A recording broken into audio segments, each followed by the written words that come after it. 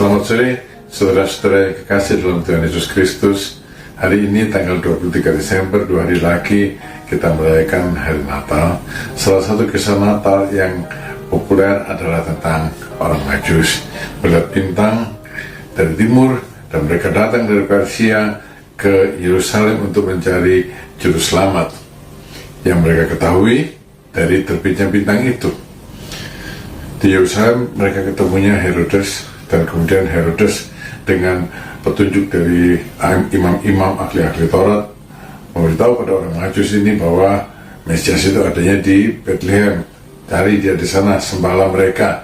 Nanti kembali lagi ke sini, kasih tahu kepadaku di mana Mesias itu ada, supaya aku pun datang menyembah dia.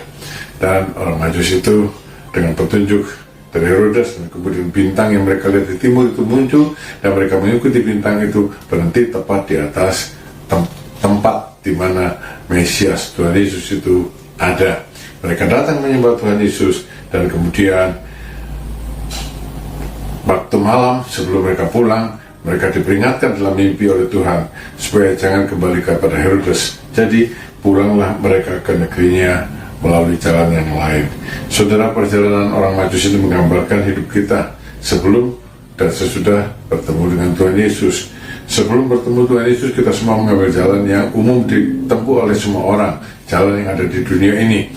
Kita sampai di Yerusalem ketemunya Herodes, saudara. Tapi pada waktu kita ketemu Tuhan Yesus, maka jalan kita dirubah. Tuhan yang menunjukkan jalan yang harus kita tempuh untuk menuju pulang, menuju rumah Bapa. Saudara, jalannya adalah Yesus sendiri, sebab Tuhan Yesus bilang, akulah jalan. Setelah bertemu dengan Tuhan Yesus, kita tidak mengikuti jalan yang lama, tapi mengikuti jalan yang baru, yaitu Yesus Kristus sendiri. Jadi bagaimana orang berjalan di dalam Tuhan Yesus? Saudara, ada 3 hal saja yang ingin saya jelaskan. Yang pertama yaitu berjalan mengikuti jalan yang baru, yaitu Yesus Kristus, berarti kita berpikir menurut pikiran Kristus. Dan yang kedua, kita memiliki perasaan Kristus. Dalam Filipi pasal 2 ayat yang kelima, Rasul Paulus menasihatkan kepada jemaat demikian, hendaklah kamu dalam hidupmu bersama menaruh pikiran dan perasaan yang terdapat juga dalam Kristus Yesus. Sebagai orang-orang yang sudah bertemu dengan Tuhan Yesus, maka kita harus memiliki pikiran Kristus. Dalam pergaulan kita bersama-sama, kita tidak mengikuti pikiran dunia, tapi pikiran Kristus. Apa pikiran Kristus? Dalam Filipi pasal 4 ayat yang ke-8 dikatakan, jadi akhirnya saudara-saudara, semua yang benar, semua yang mulia, semua yang adil, semua yang suci, semua yang manis, semua yang sedap didengar, semua yang disebut kebajikan dan patut dipuji, pikirkanlah semuanya itu. Jadi bukan sekedar berpikir positif, saudara-saudara, tapi berpikir baik tentang orang lain, berpikir baik tentang perkataan orang lain, berpikir baik tentang perbuatan orang lain, tidak menaruh praduga, tidak menaruh curiga, tidak parno. Pikiran Kristus. Dan kemudian juga memiliki perasaan Kristus, menaruh pikiran dan perasaan yang terdapat juga dalam Kristus Yesus. Saudara, perasaan Kristus itu berbeda dengan perasaan orang-orang dunia ini. Apa perasaan Kristus? Perasaan Kristus adalah penuh belas kasihan karena dia mengasihi orang-orang di dunia ini.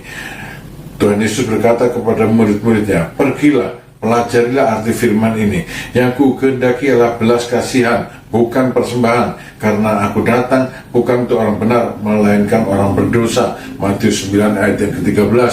Kita seringkali berpikir persembahan ini, persembahan itu. Saudara, persembahan itu memang ada artinya, penting, tapi baru menjadi nyata kepentingan dari persembahan itu kalau kita punya hati seperti Tuhan Yesus, menaruh belas kasihan. Dan kemudian itu Tuhan Yesus nyatakan di dalam tindakannya.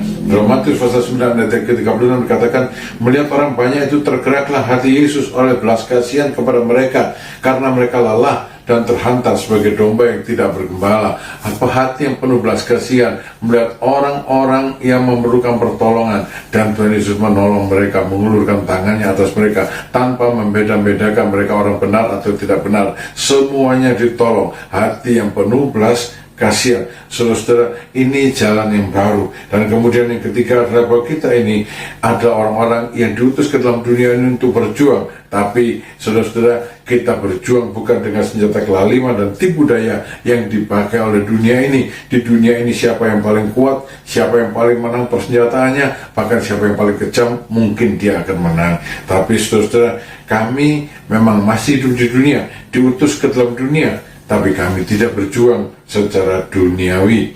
Ya, kita sebagai orang-orang percaya dalam Tuhan Yesus menjalani perjuangan hidup ini bukan secara duniawi, tapi perjuangan menurut yang Tuhan Yesus tunjukkan. Dalam 2 Korintus pasal 6 ayat yang ke-7 dikatakan, perjuangan kita sekarang dalam memberitakan kebenaran dan kekuasaan Allah dengan menggunakan senjata-senjata keadilan untuk menyerang maupun untuk membela. Jadi senjata untuk bertahan maupun senjata untuk menyerang adalah keadilan, bukan kelaliman. Saudara-saudara, kalau kita menjalani jalan yang baru ini, akulah jalan kata Tuhan Yesus, maka kita akan sampai ke negeri kita dengan selamat, dengan iman yang makin teguh, kembali ke negeri kita, ke dunia yang baru, di mana kita memandang Yesus Tuhan Juru Selamat kita itu dalam kemuliaannya, muka dengan muka.